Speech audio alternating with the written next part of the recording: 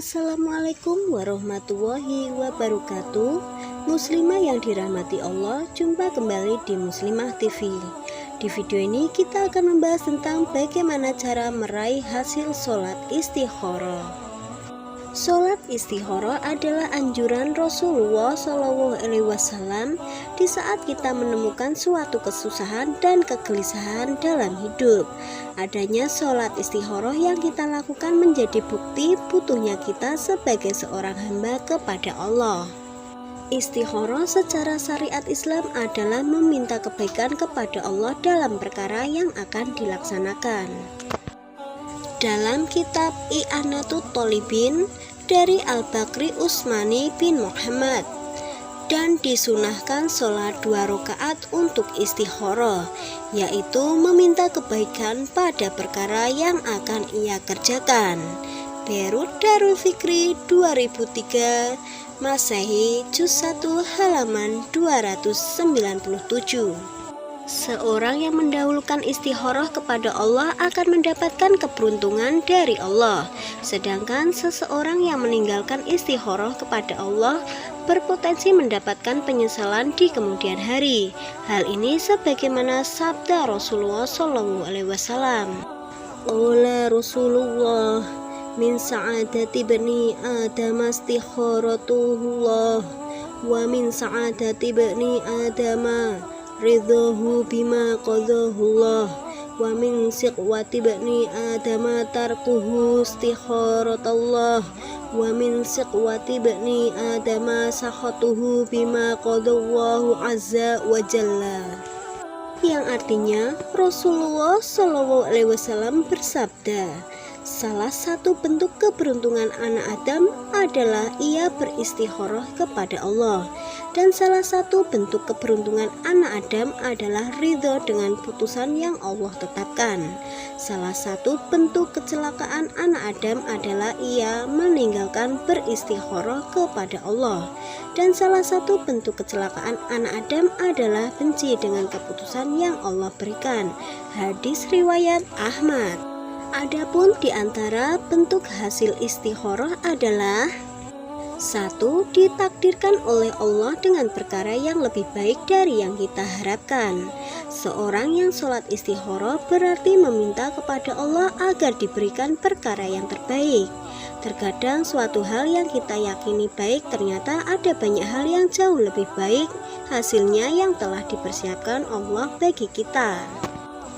Dalam kitab Hasyiatul Bujairami Al-Khatib dari Al-Bujairimi Sulaiman bin Muhammad menjelaskan, sesungguhnya yang dimaksud dengan ucapan orang yang sholat aku beristikharah adalah aku berdoa dengan doa istikharah dan meminta kepada Allah perkara yang paling baik. Hal ini karena perkara yang baik yang diminta seorang hamba, terkadang ada perkara baik lain yang jauh lebih baik darinya. 2. Dimantapkan oleh Allah untuk memilih pilihan yang paling baik. Seorang yang sholat istikharah biasanya sedang dihadapkan kepada pilihan yang sulit. Oleh karena itu kita dianjurkan untuk berulang-ulang membaca doa istikharah hingga diberikan keyakinan hati oleh Allah untuk memilih perkara yang baik.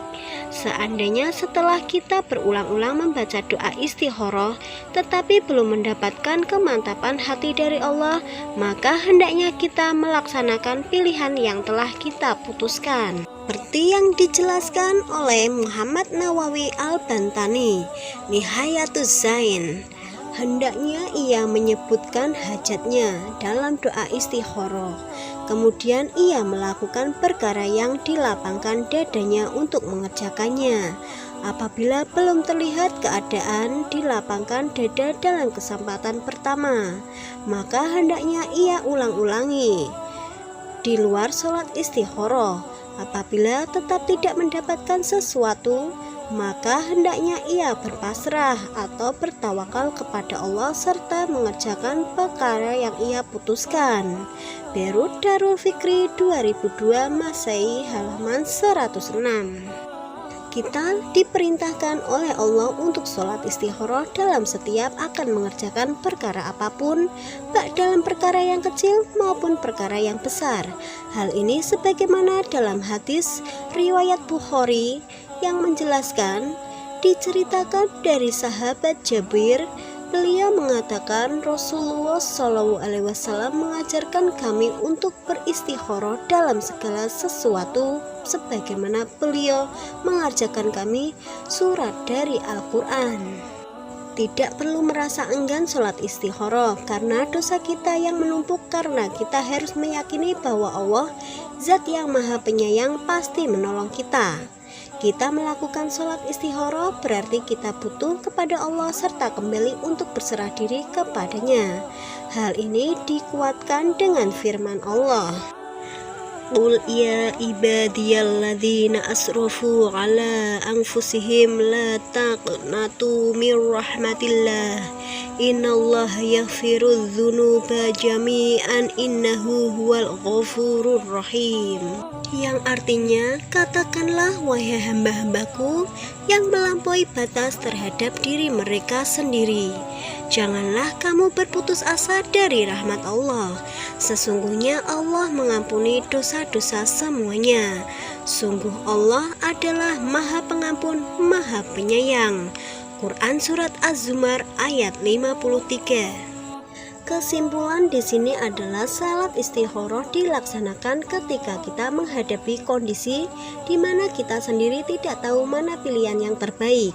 Seandainya kita dihadapkan pada perkara yang sudah kita ketahui dengan jelas baik dan buruknya, maka kita tidak perlu untuk sholat istikharah.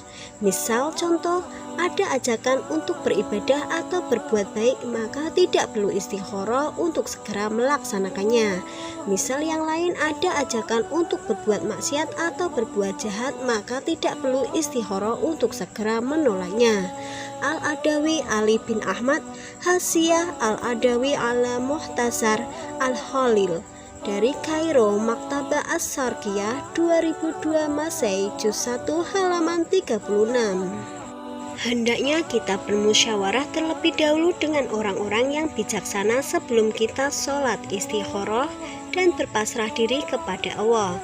Hal ini sebagaimana nasihat Syekh Mula Ali Al-Qori. Dan dianjurkan doa istikharah setelah musyawarah dalam perkara yang penting, baik urusan dunia maupun akhirat.